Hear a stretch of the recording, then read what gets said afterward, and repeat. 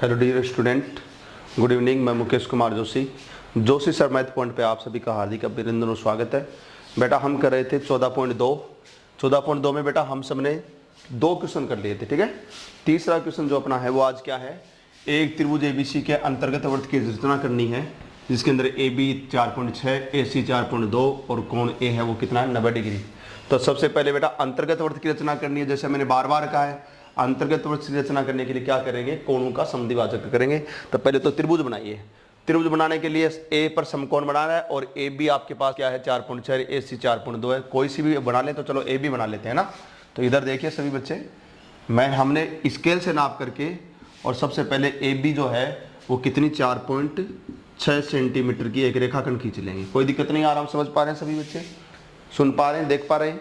तो हमने ये स्केल की सहायता से ए बी 4.6 सेंटीमीटर का रेखाखंड खींच लिया। अब इसमें आगे क्या कर रहा है बेटा, देखो आगे इसके अंदर ए के ऊपर 90 डिग्री का कोण बनाना है। तो चाहे तो आप प्रकार से बना सकते हो, चाहे चांदे से, तो चांदे से अच्छा रहेगा। चांदे से यहाँ पर रख करके और 90 डिग्री का सामने देखेंगे तो इस तरह से 90 डिग्री का कोण बनेगा। 90 डिग्री का कोण बना ले, इतना ही करना है, एक बार 90 डिग्री का कोण बनाना है, बना लिया। अब आपको क्या करना है, ए सी कितनी है 4.2 है, तो आप स्केल पर इस तरह से देख प्रकार को खोल ले 4.2, यानी कि 1 सेमी, 2 सेमी, 3 सेमी, 4 सेमी के बाद में दूसरी लाइन, क्योंकि हर 1 सेमी में 10 लाइनें होती हैं अंतराल में, तो 4 के बाद में दूसरी लाइन 4.2 होगी। तो दूसरी लाइन तक इतना खोल लेंगे, जित 4.2 खोल करके यहाँ ए से, देखो वो ए सी है तो ए और इससे ऐसे चाप काटोगे 4.2 की, काट दी। तो ये कितनी होगी बेटा 4.2 सेंटीमीटर की आपने चाप काट दी, 4.2 सेंटीमीटर की चाप काट दी। ये जहाँ करती है इसको फुट से स्केल से रख करके इससे मिला दो। इस तरीके से आपका एक समकोण त्रिभुज बन गया। ये 4.6, ये 4.2 की है, ये कितनी भी हो उससे कोई मतलब नहीं है। इस बिंदु को सी नाम दे देंगे। क्या नाम दे देंगे, सी, वो सी नाम दे देंगे। तो इसका मतलब सभी बच्चों को त्रिभुज की रचना करना समझ में आ गया होगा। अब बेटा इसके अंतर्गत वर्त की रचना करनी है। क्या करते हैं, मैंने बार बार कहा है, किसी भी त्रिभुज के अंदर वर्त, अंतर्गत वर्त बनाने के लिए कोणों का समद्विभाजक करते हैं। कैसे करना बताया था, जैसे मैंने आपको बताया था कि ये जैसे समकोण त्रिभुज का इसका करना है, तो आप क्या करेंगे, ऐसे चाप काटेंगे, ऐसे चाप काट ली, फिर ज़्यादा खोल करके यहाँ से और यहाँ से चाप काटेंगे तो ऐसे कटेगी, इस तरह से कटेगी। समझ आए, थोड़ा सा मैं ऐसे बता दूँ, इस तरह से कटेगी, ठीक है। काट लेंगे सभी बच्चे, यानी यहाँ रख करके ऐसे काटेंगे, यहाँ रख कर ऐसे काटेंगे तो इस तरह से कटेगी, ठीक है। इसको मिला दो, फिर ये एकदम सिंपल है, बता चुका हूं उनको बार बार। इस तरीके से ये जो बनेगा, ये इस कोण को अर्धक बनेगा, समद्विभाजक, कोण का अर्धक समद्विभाजक, इसको आधे में तोड़ेगा। समझ पा रहे सभी बच्चे। ऐसे ही ये कोण ले लो, तो थोड़ा प्रकार को खोल के चाप काटेंगे पहले, ठीक है। फिर ज्यादा खोल करके वही बात यहाँ पर रख करके चाप काटने, जैसे यहाँ रख करके काटेंगे, मान लो ये काट दिया, यहाँ रख करके काटा, मान लो ये काट दिया, तो ये जो चाप कटेगी इसको मिला दो। तो इस तरह से इसको मिला देंगे। तो बेटा आपने दोनों कोणों के क्या खींच लिए, समद्विभाजक खींच लिए। समझ में आ गई, ये कोणों के समद्विभाजक खींच लिए। दोनों कोणों के समद्विभाजक का कल भी बताया था, आई नाम दे दिया मैंने। क्या नाम दे दिया, आई दे दिया। ये केंद्र ले लेंगे। अब बेटा वर्त बनाने के लिए, चाहे वो वर्त बाहर बनाओ चाहे अंदर बनाओ, वर्त के लिए 2 चीजें होती है, एक तो केंद्र ये, और एक इस केंद्र कितना प्रकार को खोलें। कितना खोलने का मतलब त्रिज्या कितनी लें, जितने इसको घुमा दें आप, है ना।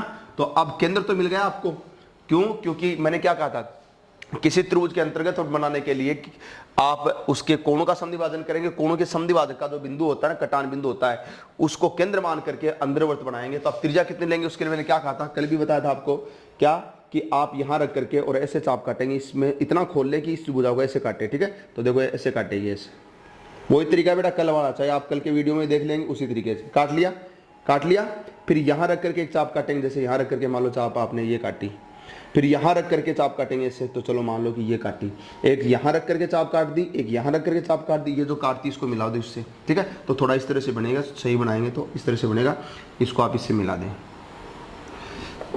मेरी बात समझ पा रहे, क्योंकि मैं तो आपको वैसे बता रहा हूँ ना बेटा, मैं तो आपको रफली बता रहा हूँ। तो आप इसको ऐसे काटेंगे, इसको मिला देंगे, ठीक है, इस तरह से मिला देंगे कटा, तो ये एकदम 90 डिग्री बनाएगा। तो अब आपको पता लगेगा ये केंद्र लेकर इतना खोलना है, ये जहाँ काटे ना, ये मान लो एम पर काट रही है तो इसको एम नाम दे देना। कल वाला एकदम सेम तरीका है। अब इतना खोल करके और अंदर घुमा दोगे, वर्त बन जाएगा, और ऐसे बनेगा वर्त, आप देख लेना, चाहिए तीनों भुजाओं को टच करेगा और ऐसे वर्त बनेगा। समझ पा रहे हो, मैं तो ऐसे बता रहा हूँ। आप नाप करके प्रकार पेंसिल हाथ में लेकर करेंगे तब एकदम एग्जैक्ट बनेगा। मैं तो आपको प्रोसेस बता सकता हूँ, तरीका बता सकता हूँ बेटा, यहाँ पे प्रकार पेंसिल मेरे पास नहीं है, ठीक है। तो आपको तरीका बता दिया, मैंने दोबारा बता रहा हूँ, सुन लो। जैसे मान लो कि आपने ये रफ काम बता रहा हूँ, आपने ये, या मान लो कि आपने इस कोण का अर्धक किया ये था, इस कोण का अर्धक किया ये था, इनका कटान बिंदु आ गया, ये तो केंद्र आई हो गया। अब आपको क्या करना है, यहाँ रख करके ऐसे चाप काटनी है, काट ली, फिर यहाँ रख करके चाप काटनी है, यहाँ रख करके ऐसे चाप काटनी है, ये जो कटेगी उसको इससे मिलाना है, ये 90 डिग्री कोण बनेगा, इसको एम नाम देना, इतना लेकर के अंदर घुमा देना तो अंदर ऐसे वृत्त बन जाएगा, तीनों भुजाओं को टच करेगा, ये तीनों भुजाओं को टच कर रहा है, समझ गए, ये तरीका है। तो इसका मतलब आपने अंतर्गत वृत्त की रचना कर ली, बस अब रचना के पद लिखने बेटा। आप रचना के पद में तो बार बार मेरे बच्चों को एक ही चीज कहता हूँ, रटना नहीं है, जो किस किया है ना आपने बस रचना, तो आपने जो कुछ किया उसको लिखना है, ठीक है। तो रचना के पद में पहले क्या लिखेंगे, सबसे पहले क्या किया आपने, सर्वप्रथम ए बी बराबर कितना है, ए बी कितने खींचा था, 4.6 सेंटीमीटर, 4.6 सेंटीमीटर का एक रेखाखंड खींचा। तो सर्वप्रथम 4.6 सेंटीमीटर का एक रेखाखंड खींच लिया आपने। फिर आपने क्या किया, ए पर कोण बनाया था 90 डिग्री का, तो शीर्ष ऐसे लिख देंगे, शीर्ष भी गलत लिख दिया मैंने, सॉरी, शीर्ष में तो आप लिख देंगे शीर्ष ए पर चांदे की सहायता से बना दिया, चांदे की सहायता से 90 डिग्री का कोण, जिसको समकोण कहते हैं ना, बनाया। कहाँ दिक्कत हो रही बोलो, 90 डिग्री का कोण बना दिया। फिर तीसरी चीज क्या किया आपने, ए से 4.2 सेमी का चाप काटा, तो ए से 4.2 सेंटीमीटर का, या की लिख देंगे, की चाप काटी, और प्राप्त बिंदु को आपने जब बेटा ये चाप काटी तो प्राप्त बिंदु को क्या नाम दिया था, सी नाम दिया था, प्राप्त बिंदु सी आया, सी को बी से मिलाकर, बी से, दोनों काम साथ हो गए इसमें बेटा, दोनों काम साथ क्या हो गए कि आपने ए से 4.2 सेमी की चाप काटी, लिखा वो, और प्राप्त बिंदु सी आया, सी को बी से मिलाया, दोनों साथ लिख दिए, तो सी को मिलाकर अभिष्ट त्रिभुज ABC की रचना की। तो त्रिभुज की रचना हो चुकी है। अब अगला नंबर 4 पर क्या करेंगे बेटा, क्या कर रहे हैं, त्रिभुज की रचना के बाद में अपन इसमें अंतर्गत वृत्त करेंगे, तो क्या करेंगे, आपने ए और सी का समद्विभाजक खींचे, 2 के खींचे, मैंने क्या कहा था, तीनों के भी खींच सकते हो, लेकिन कम से कम 2 का तो होना ही होना चाहिए, कल भी बताया था मैंने आप। तो आप लिख देंगे कि कोण ए व कोण बी के समद्विभाजकों लिख दो या अर्धकोण लिख दो, एक बात है, कोणों के अर्धक या समद्विभाजक, ठीक है, समद्विभाजकों का कटान बिंदु आई प्राप्त किया। इनमें बेटा रचना में इनमें टाइम लगता है समझाने में, ठीक है। तो इनको समद्विभाजक खींचे कोणों के, कोण ए और कोण बी, कोण ए व कोण बी के समद्विभाजक खींचे, उनका कटान बिंदु प्राप्त क्या किया, उसको क्या नाम दिया था, आई दिया था। अब आप क्या करेंगे, आई से क्या किया, इस ए बी पर क्या डाला था, ये लंब डाला था, ठीक है। तो आप आगे लिखेंगे बिंदु आई से भुजा ए बी पर लंब IM डाला। आप इसको ऐसे भी लिख सकते हो, चलो खैर लिख दिया, हिंदी में लिख दिया, एक ही बात है। तो क्या किया आपने, ये IM, देखो ये M नाम दिया, IM आपने AB के ऊपर लंब डाल दिया, ठीक है। लास्ट में लिख देंगे इस प्रकार, लास्ट इतना ही लिखना है, इस प्रकार I को केंद्र मानकर, I को क्या मान करके, केंद्र मानकर, या लेकर भी लिख सकते हो, मानकर भी कर सकते हो। तो I को केंद्र मान करके, और IM त्रिज्या का हो गया, इतना ही तो खोलोगे ना इसको, तो जितना खोलोगे वो त्रिज्या होगी, तो मान करके, और IM त्रिज्या के अंतर्गत वृत्त की रचना की। समझ पा रहे हैं सभी बच्चे। तो आपने लास्ट में क्या लिखा, इस प्रकार I को केंद्र मान करके और IM त्रिज्या लेकर के और अंतर्गत वृत्त की रचना की, यानी त्रिभुज के अंदर जो वृत्त है उस अंतर्गत वृत्त की क्या की आपने रचना की। समझ पा रहे सभी बच्चे? बहुत अच्छा लग रहा है, ठीक है। तो आई को केंद्र मान करके और आईएम जितनी इतना खोला वो त्रिज्या लेकर के अंतर्गत की रचना की, बस यही करना था इसके अंदर। तो सभी बच्चे अच्छी तरह समझ पा रहे हैं? इजी वे में समझा रहा हूं, बहुत अच्छा है। रचना का प्रश्न एग्जाम में 30 जून को जो होने वाली अपनी एग्जाम है उसमें निश्चित रूप से आएगा। ऐसे ही करना, आपको डायग्राम रचना करनी है और ऐसे लिखनी है रचना, ठीक है। सभी बच्चे अच्छी तरह से देखेंगे, ऐसे रचना लिखना है। 3 नंबर का क्वेश्चन जो आएगा वो सभी को सही करना है। ऐसा मेरा सभी बच्चों से निवेदन है, रिक्वेस्ट है, आशीर्वाद भी है सभी बच्चों को। और सभी मस्त रहेंगे, घर पे रहेंगे, पढ़ेंगे इसको अच्छी तरह से। क्यों? कई बच्चे लापरवाही करें तो लापरवाही नहीं करें, हम आपके लिए इतनी मेहनत करें तो सभी बच्चे इसको तैयार करेंगे, ठीक है। आगे बढ़ते हैं, नेक्स्ट क्वेश्चन लेते हैं सभी, ठीक है। हाँ, अच्छे क्वेश्चन है। और अंतर्गत परिगत वर्त की रचना करने वाले जो क्वेश्चन है बेटा, मैं बार बार कह रहा हूं, अंतर्गत वर्त की रचना करने के लिए किसका समद्विभाजन करते हैं? जैसे इसमें किया था, जैसे उससे पहले वाले में किया था, क्या करते हैं? कोणों के समद्विभाजक खींचते हैं। अंतर्गत वर्त की रचना करने के लिए क्या करते हैं? कोणों के समद्विभाजक खींचते हैं। उन कोणों के समद्विभाजकों को कटान जो बिंदु आता है उसको केंद्र मान करके अंतर्वर्त बनाते हैं। और परिगत यानी बाहर होता है। अंतर्गत का मतलब तो होता है त्रिभुज के अंदर बनता है वर्त, और परिगत वर्त क्या कौन होता है? तो त्रिभुज के बाहर बनता है। बाहर का मतलब इतना बाहर नहीं, उसके शीर्ष से गुजरेगा त्रिभुज के, तो उसमें भुजाओं के लंब समद्विभाजक खींचते हैं, ठीक है, परिगत के लिए। तो परिगत का एक सवाल आ रहा है, क्वेश्चन नंबर 4। क्वेश्चन नंबर 4 है, ये परिगत का ही है बेटा, ठीक है। मैं बता देता हूं आपको कि एक त्रिभुज के परिगत वर्त की रचना कीजिए। क्वेश्चन क्या है? एक त्रिभुज के परिगत वर्त की रचना कीजिए, ठीक है, कीजिए। बुझाएं क्या है? बुझाएं हैं, थोड़ा सा इसमें मेरे को करेक्शन लग रहा है, क्वेश्चन में जो दे रखी है उसमें थोड़ी गलती है, मैं सही लिख देता हूं। 5, 12 व 13 सेंटीमीटर है, ये बुझाएं हैं। 5 है, 12 है और 13 सेंटीमीटर है। और बताइए, आगे कह रहा है कि और बताइए, क्या बताना है? कि इस त्रिभुज का परिकेंद्र, इस त्रिभुज का परिकेंद्र 13 सेंटीमीटर वाली भुजा पर क्यों स्थित है? वाली भुजा पर क्यों स्थित है? आगे लिख देंगे, क्यों स्थित है, स्थित है, ठीक है। चलो बेटा, परिगत वर्त की रचना करनी है। अगर आपने ध्यान से मेरी बात सुनी है, पहले मैं दोबारा सुना देता हूं, समझेंगे मेरी बात, फिर इसको बताएंगे, पहले सुन लो। ये मैंने बताया न्यून कोण त्रिभुज किसे कहते हैं? न्यून कोण त्रिभुज जिसके तीनों कोण 90 डिग्री से छोटे होते हैं। इसमें परिगत वर्त जब ऐसे बनाओगे तो मैंने बताया था परिकेंद्र त्रिभुज के अंदर स्थित होगा, बताया था, कल ही बताया था आपको मैंने, ठीक है। दूसरा बताया था ये है समकोण त्रिभुज, सुन लो अच्छी तरह से। समकोण त्रिभुज में क्या होता है? समकोण त्रिभुज में जब इसका परिगत वर्त बनाओगे तो ऐसे बनेगा और ऐसे बनेगा, तीनों शीर्षों से तो गुजरेगा, ये भी गुजर रहा है। और इस वर्त का केंद्र जैसे यहाँ पे कर्ण का मध्य, समकोण त्रिभुज में परिकेंद्र जो होता है, ये तो परिगत वर्त होता है, इसके केंद्र को परिकेंद्र कहते हैं। ये परिगत वर्त, इसका केंद्र ये परिकेंद्र। तो न्यून कोण त्रिभुज में तो अंदर होता है, समकोण त्रिभुज में कर्ण का मध्य बिंदु बताया था, कल ही बताया था आपको मैंने, ठीक है। और तीसरा बताया था अधिकोण त्रिभुज, जैसे ये अधिकोण त्रिभुज, जिसका एक कोण 90 डिग्री से अधिक हो। समकोण में एक कोण समकोण होता है, बाकी के 2 न्यून कोण होते हैं। इसमें एक कोण 90 डिग्री से अधिक होता है, बाकी के 2 न्यून कोण होते हैं। इसमें बताया था मैंने आपको, इस तरह से बनाओगे तो ये जो केंद्र है वो बाहर चला जाएगा, यानी परिकेंद्र त्रिभुज के बाहर होता है सबसे बड़ी भुजा की तरफ। ये तीनों बातें कल आपको मैंने बता दी थी। अब ये क्या कह रहा है कि 13 सेमी वाली भुजा पे क्यों आता है? इसका मतलब समझ गए, बात से समझ गए। ये तो अंदर होता है, ये बाहर होता है, तो भुजा पर कौन सा आता है? समकोण त्रिभुज है। इसका मतलब ये भुजाएं कौन से त्रिभुज की होनी चाहिए? समकोण त्रिभुज की होनी चाहिए। समझ गए? आ गया? ये पहले से इसने इशारा कर दिया बातों में, तो सभी बच्चे समझ गए होंगे कि आपको पता है कि परिकेंद्र कौन से त्रिभुज में भुजा के ऊपर स्थित होता है?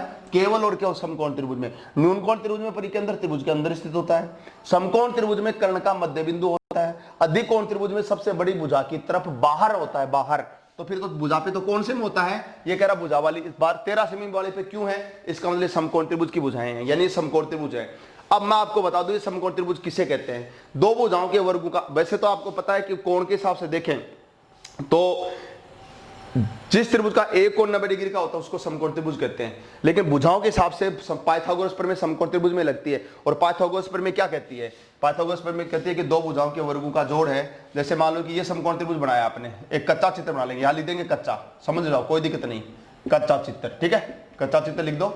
अब मैं इसको एक तो ये तो ले लेता हूँ 5 सेंटीमीटर, ये ले लेता हूँ 12 सेंटीमीटर 90 डिग्री, और ये लेता हूँ 13 सेंटीमीटर। अब आप सही है, मैंने कहा था जैसे कोई भी, जैसे मान लो कि ये कोण कोई भी ले लेता हूँ, एक आधार एक लंब हो गया, तो पाइथागोरस प्रमेय में क्या होता है, लंब आधार का स्क्वायर और लंब का स्क्वायर। तो देखो जैसे मान लो कि 5 का स्क्वायर लंब हो गया, आधार मान लो 12 का स्क्वायर, और बराबर ये जो है 13 का स्क्वायर, ठीक है, आ रहा है 5 का स्क्वायर 25 प्लस 12 का स्क्वायर 144 आएगा, 12 को 12 से गुणा कर दो, 13 का स्क्वायर 169, इनको जोड़ोगे तो 169 आएगा, 169 बराबर 169। मतलब दो भुजाओं के वर्गों का जोड़ तीसरी भुजा के वर्ग के बराबर हो रहा है। चूंकि आप लिख देंगे कि दो भुजाओं, आप लिख देंगे चूंकि दो भुजाओं के वर्गों का योग, वर्गों का योग तीसरी भुजा के वर्ग। देखो आपने इन दो भुजाओं के वर्गों का, और वो जो दो भुजाएं जिनका वर्गों का जोड़ कर रहे हो ना, उनमें एक आधार होता है एक लंब होता है, ठीक है। तो दो भुजाओं के वर्गों का योग तीसरी भुजा के वर्ग के बराबर है, अतः ये तीनों भुजाएं समकोण त्रिभुज बनाएंगी, समकोण त्रिभुज बनाती हैं, बनाती नहीं बनाती है। फिर नीचे लिख देंगे हम जानते हैं कि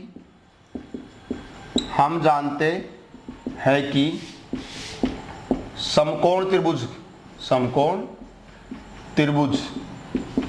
का परिकेंद्र, क्योंकि ये मैंने आपको बताया हुआ है, हम जानते हैं कि समकोण त्रिभुज का परिकेंद्र कर्ण का मध्य बिंदु होता है, कर्ण का मध्य बिंदु होता है। नीचे लिखेंगे अतः यहां परिकेंद्र कर्ण 13 सेंटीमीटर भुजा पर स्थित होगा। 13 सेंटीमीटर वाली लिख लेना, इसको ऐसे लेना। क्या लिखा, कर्ण का मध्य बिंदु, तो कर्ण कौन होता है, 90 डिग्री के सामने की भुजा कर्ण होती है, तो और वैसे सबसे बड़ी भुजा भी यही होती है। तो कर्ण है, अतः कर्ण का मध्य बिंदु है, तो अतः यहाँ पर परिकेंद्र कर्ण का जब मध्य बिंदु है तो कर्ण तो यही तो है, तो अतः कर्ण क्या हो गया, 13 वाला हो गया, तो 13 सेंटीमीटर, 13 कर्ण परिकेंद्र कर्ण 13 सेंटीमीटर वाली भुजा पर स्थित होगा, कर्ण पर होगा। कर्ण कौन है, 13 सेंटीमीटर भुजा इस पर स्थित होगा। इतनी बात होगी, ये इसका उत्तर दे दिया हमने कि 13 सेंटीमीटर वाली भुजा पे क्यों होगा, ठीक है। इतना सभी समझ पा रहे हैं। अब रचना करेंगे। ये तो कच्चा चित्र बनाया था, समझाया था कि ये एक समकोण त्रिभुज बना रही है, नहीं बना रही, तो बिल्कुल बना रही है, ठीक है। अब इसकी रचना करके बताते, मिटा के चलो सभी को। इतना सबने स्क्रीनशॉट ले लिया होगा, वीडियो को रोक करके आराम से नोट कर सकते हो, समझ गए। तो पहले ये सिद्ध करना आपको कि ये 5, 12, 13 है, ये समकोण त्रिभुज की भुजाएं हैं, इनमें एक आधार बन जाएगा, एक लंब बन जाएगा, और ये सबसे बड़ी भुजा कर्ण बन जाएगी। दो भुजाओं के वर्गों का जोड़, इन दोनों के वर्गों का जोड़ तीसरी भुजा वर्ग के बराबर आ रहा है, तो समकोण त्रिभुज की भुजाएं बनेंगी, उसमें एक आधार एक लंब, और जिस तीसरी के वर्ग के बराबर आ रहा है वो कर्ण होती है सबसे बड़ी भुजा, ठीक है। और फिर हम जानते हैं कि समकोण त्रिभुज में परिकेंद्र है वो कर्ण का क्या होता है, मध्य बिंदु होता है। अब इस चीज को रचना करके सिद्ध करके भी दिखाओगा। ये तो आपने जानते हैं, आपने सीधा लिख दिया कि हम जानते हैं। अब आप समझेंगे कि क्यों ऐसा क्यों हुआ। अब देखो इसको रचना से भी दिखाएंगे। ये तो आप इसको एक तरह से तथ्य के आधार पर आपने इस चीज को लिख दिया है ना, आप इसको रचना करके भी दिखाएंगे बेटा, और इसमें कोई घबराने की जरूरत नहीं है, आप आराम से करें। देखो क्या करना है, सबसे पहले 5, 12 वाली ये जो है ना, इसमें से कोई सी भी ले ले। चलो 12 वाली ले लेता हूं मैं सबसे पहले। तो सबसे पहले मैंने 12 सेंटीमीटर की नाप करके, ये मैंने ए भी ले ली, नाम ले ली, नाम कोई भी ले लेंगे क्योंकि सिर्फ नाम तो दिया नहीं, तो ये 12 सेंटीमीटर मैंने भुजा ले ली, ठीक है। 12 सेंटीमीटर का रेखाखंड खींच लिया। अब आपको क्या करना है, पहले वही चांदी की सहायता से क्या करना है, एक समकोण बनाना है। पता लग गया आपको, समकोण बना दो, दिया समकोण, कोई दिक्कत नहीं, समकोण बना दिया। अब आपको पता है कि ये 12 होगी तो ये 5 लेनी है, तो मेरा पता ही है दूसरी, तो यहाँ 5 खोल करके प्रकार को यहाँ से 5 की चाप काट दो, काट दी 5 की चाप, और इससे फुट से मिला दो, स्केल से मिला दो इसको, ये अपना आप 13 की बन जाएगी। ये अपने आप, इसको बनाने की जरूरत नहीं, अपने आप 13 की बन जाएगी। ये 5 सेंटीमीटर का आपने रेखाखंड, 5 के ये चाप काट दी थी आपने, सभी बच्चे समझ पा रहे हैं, ठीक है। 5 की चाप काटेंगे, 5 की चाप काट करके और इसको इससे मिला देंगे तो ये 13 सेंटीमीटर के अपने आप कर्ण बन जाएगा। ठीक है, समकोण त्रिभुज की रचना कर दिया आपने। अब वही बात है जो थोड़ी देर पहले बताया, लेकिन सॉरी थोड़ी देर पहले वाले में तो आपको मैंने क्या बताया था, थोड़ी देर पहले मैंने आपको बताया था कि ये अंतर्गत वर्त अपरिगत वर्त है ना। परिगत वर्त में क्या करते हैं, अंतर्गत वर्त यानी अंदर वर्त बनाने के लिए कोणों का समद्विभाजन करते हैं, परिगत वर्त बनाने के लिए क्या करते हैं, भुजाओं का लंब समद्विभाजन करते हैं। ठीक है, तो इस भुजा का लंब समद्विभाजन कैसे करेंगे, आधे से ज्यादा खोलेंगे। कैसे बताया था, आधे से ज्यादा खोलोगे, एक ऊपर चाप काटेंगे, जैसे मान लीजिए आपने ऊपर ये मैंने मान लो ये ऊपर चाप ये काट दी, यहां से ऐसे है ना, एक नीचे काट दो, ये काट दी। ठीक है, फिर यहां रखेंगे, इसको चाप को काटेंगे ऐसे और एक नीचे काटेंगे। अब इसको मिला दो, इनको मिला दो तो देखो ऐसे जाएगी। सभी बच्चे समझ पा रहे हैं अच्छी तरह से, ये ऐसे ये एकदम बीच में काटेगी, 90 डिग्री का कोण बनाएगी। तो ये इस भुजा का क्या हो गया, लंब समद्विभाजक हो गया। ये ए बी भुजा का क्या हो गया, लंब समद्विभाजक, 90 डिग्री का कोण और बीच में काटा तो बोलेंगे लंब, यानी 90 डिग्री का कोण समद्विभाजक समान दो भागों में।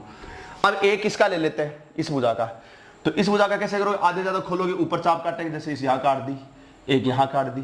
ठीक है, फिर यहां रखेंगे, ठीक है, यहां रख करके यहां चाप काट दी और इधर इसमें काट दो चाप। ठीक है, और फिर इसको मिला दो आप। तो थोड़ा सा मैं बता दूं, इस तरह से काटेंगे, चाप काटेंगे तो इस तरह से चाप कटेगी। अब इसको मिलाओ आप, तो ऐसे जैसे आप मिलाएंगे तो इस तरह से जाएगी। सभी बच्चे समझ पा रहे हैं। अब देखो मेरे बनाने में तो ऐसा हो सकता है कि मैं हाथ से बना रहा हूं ना, तो आप यहां रख करके ऊपर नीचे काटेंगे, ये कटेगी। ठीक है, तो ये इस भुजा का लंब समद्विभाजक हो गया। दो का बहुत है, तीसरे के करने की जरूरत नहीं है। ठीक है, करना चाहो तो इसका कर सकते हो, करना चाहो तो इसका यहाँ इधर काटेंगे तो इसका भी ऐसे जाएगा। तो मैं रफली सीधा बता देता हूँ, ये 5 सेंटीमीटर था, यहाँ लिख देता हूँ 5 सेंटीमीटर भुजा थी, इसका सीधा बता देता हूँ, इसकी भी ऐसे जाएगी। इस भुजा का करोगे ना, इधर और इधर फिर यहाँ रख कर करोगे तो इसका इस तरह से जाएगा। मैं आपको सीधा बता देता हूँ, इस तरीके से, इसको मिला दो, सीधा बता रहा हूँ, इस तरीके से जाएगा। तीनों भुजाओं के कर दिए मैंने, देखो। और आप करके करोगे ना, काट के करोगे तो ऐसे बनेंगे। तो इस तरह से इस भुजा का लंब समद्विभाजक। अब तीनों भुजाओं के लंब समद्विभाजक कहां मिले बताओ, ये कर्ण है, ये कर्ण के बीच के बिंदु पर मिलेगा। समझ गए बेटा, तो ये आपको मिल गया, इसको ओ नाम दे देता हूं। ठीक है, तो ये आपको क्या मिल गया, परिकेंद्र मिल गया। अब आपको क्या करना है, इसको लेकर के यहां प्रकार रख करके, चाहे इतना खोलो, इसको ए बी, इसको सी नाम दे देना। तो अब आप चाहे ओ सी खोलो, ओ सी जता खोलो, चाहे ओ बी जता खोलो, चाहे इतना खोलो। और मैं एक गारंटी देता हूं, अगर आपने सही नाम करके समकोण त्रिभुज बनाया, सही लंब समद्विभाजक खींचे, तीनों भुजाओं के लंब समद्विभाजकों को आपने केंद्र माना है। अब आप ओ सी इतना खोल लेना और इतना प्रकार को उठा करके आप चेक कर लेना, ये इसके ऊपर फिट आएगा, ओ बी के ऊपर, और इतना ही ओ ए के ऊपर फिट आएगा। क्यों, क्योंकि बेटा हमने पढ़ा है कि जैसे ये त्रिभुज है ना, और इसके बाहर तीनों शीर्षों से गुजरने वाला ऐसे वर्त बनाओगे, तो आपको पता है कि ये इस वर्त का केंद्र है। तो केंद्र से और ये परिधि तक की दूरी त्रिज्या होती है, और ये भी क्या होती है, त्रिज्या होती है, ये भी त्रिज्या। तो ये जो तीनों मैंने बनाए, जैसे मान लीजिए ओ ए हुआ है ना, ओ बी हुआ और ओ सी हुआ, तो ओ ए ओ बी ओ सी होने में तो इस वर्त की, एक ही वर्त की 3 त्रिज्याएं हैं, ओ ए ओ बी ओ सी। एक ही वर्त की सारी त्रिज्याएं बराबर होती हैं, तीनों त्रिज्याएं बराबर होंगी। लेकिन ये भी तो कह सकते हैं ना कि ये जो ओ बिंदु है, जिसको अपन परिकेंद्र कह रहे हैं, ये इस त्रिभुज के शीर्ष ए से दूरी है, इसकी ये शीर्ष बी से दूरी है, शीर्ष सी से दूरी है। इसका मतलब प्रत्येक त्रिभुज के परिकेंद्र की त्रिभुज के शीर्ष से दूरियां बराबर होती है। और कल और आज पहला जो क्वेश्चन बताया था मैंने आपको शुरुआत में, उसमें अंदरवर्त बनाया था। अंदरवर्त जो बनता है उसकी भुजाओं से दूरियां बराबर होती है। जैसे ये त्रिभुज है, अंदरवर्त बनाओगे तो ये जो यहां से यहां तक की दूरी है, वर्त की त्रिज्या है और भुजा से दूरी है। ये वर्त की त्रिज्या है और भुजा से दूरी है, ये वर्त की त्रिज्या और भुजा से, ये इसको टच करेगी दूरी। तो एक वर्त की तीनों त्रिज्या वैसे बराबर होती है, लेकिन भुजाओं से दूरी भी बराबर है। तो ये जो आई अंतः केंद्र होता है अंदर वाले वर्त का, इसको अंतः केंद्र कहते हैं। अंदर वर्त है, इसको अंतर्गत वर्त कहते हैं, इसके केंद्र को अंतः केंद्र कहते हैं, और इसकी भुजाओं से दूरियां बराबर दिख रही हैं आपको। और ये जो बाहर वर्त होता है, इसको परिगत वर्त कहते हैं। किसका परिगत वर्त है, त्रिभुज का, क्योंकि त्रिभुज के बाहर है। ये किसका अंतर्गत वर्त है, त्रिभुज का ही है, क्योंकि त्रिभुज के अंदर है। ये त्रिभुज का परिगत वर्त है और इसको परिकेंद्र कहेंगे। ये शीर्ष से बराबर दूरी पर होगी। मैं आपको बिंदु पत्र भी बता चुका हूं, मैं अच्छी तरह से सब कुछ लिखा चुका हूं, आप देखेंगे उसको। ठीक है, तो समझ पा रहे हैं अच्छी तरह से। तो ये जो मैंने बताया कि इसको केंद्र लेकर के चाहे ओ सी खोल लेना, फिर जितना खोला उतना आप देखना आराम से फिट आएगा, इतना ही आएगा और इतना आएगा। क्यों, मेरी गारंटी इस चीज की। क्यों, क्योंकि हम जानते हैं कि परिकेंद्र है वो तीनों शीर्षों से बराबर दूरी पर होगा, बराबर दूरी पर होगा। अब आपने इतना खोला ना, यहां लेकर के इसको घुमा दो, घुमाते आप देखेंगे ऐसे वर्त बनेगा, घुमाते आप देखना ऐसे वर्त बनेगा, ऐसे बन गया। तो आपको पता है कि जैसे ये वर्त होता है और ये होता है, ये वर्त का व्यास होता है, और इस व्यास का मध्य बिंदु क्या होता है, व्यास का मध्य बिंदु, व्यास त्रिज्या का दुगुना होता है, तो व्यास का मध्य बिंदु क्या होता है, केंद्र होता है। ठीक है, तो ये केंद्र हो गया। और ये व्यास हो गया, तो व्यास कौन बन गया? त्रिभुज का, समकोण त्रिभुज का कर्ण बन गया। समकोण त्रिभुज का जो कर्ण होता है ना, वो इस परिगत वृत्त का क्या बनेगा? व्यास बनेगा। और इसका कर्ण का मध्य बिंदु है वो परिकेंद्र दिख रहा है आपको, ये परिकेंद्र है। ठीक है, तो ये रचना सारी समझ में आ गई सभी बच्चों को। और ये क्यों 13 सेंटीमीटर वाले के ऊपर आ गए आपको मैंने समझा दिया था कि हम जानते कि समकोण त्रिभुज का परिकेंद्र, समकोण त्रिभुज का परिकेंद्र कर्ण का मध्य बिंदु होता है। इसमें कर्ण सबसे बड़ी भुजा 13 ही है, क्योंकि इन दो भुजाओं के वर्गों का जोड़ 25 और 44 का जोड़ 169, 13 के स्क्वायर के क्या है? बराबर है। ठीक है, समझ पा रहे हो अच्छी तरह से? अब बेटा रचना के पद लिख लेते हैं। ठीक है, तो क्या क्या किया रचना में? सबसे पहले देख लो, सर्वप्रथम रचना रटना नहीं है, कितनी रटोगे बताओ? मेरी तरह से आराम से आप देख करके लिख सकते हो। सर्वप्रथम आपने किया है, सर्वप्रथम ए बी बराबर कितना किया था बताओ? 12 सेंटीमीटर का रेखाखंड खींचा, रेखाखंड खींचा। समझ पा रहे? दूसरा क्या किया आपने? दूसरा देखेंगे, शीर्ष ए पर 90 डिग्री का कोण बनाया। अब कोण चाहे चांदी की सहायता से बनाया तो वो लिख दो, नहीं लिखो तो भी अपना मतलब बनाया बस, चाहे चांदी से बनाओ चाहे प्रकाश से बनाओ। ठीक है, फिर आपने क्या ए से 5 सेंटीमीटर की चाप काटी थी और फिर उसको सी नाम दिया था, बी से मिला दिया था। ठीक है, ये अपने आप ही 13 का बन जाएगा। तो आपको सीधा क्या लिखना है? ए से 5 सेंटीमीटर की चाप काट कर प्राप्त बिंदु, क्या प्राप्त बिंदु हुआ था बताओ? सी हुआ था। प्राप्त बिंदु सी को बी से मिलाकर, बी से मिला दिया, बी से मिलाकर समकोण त्रिभुज बन गया। समकोण त्रिभुज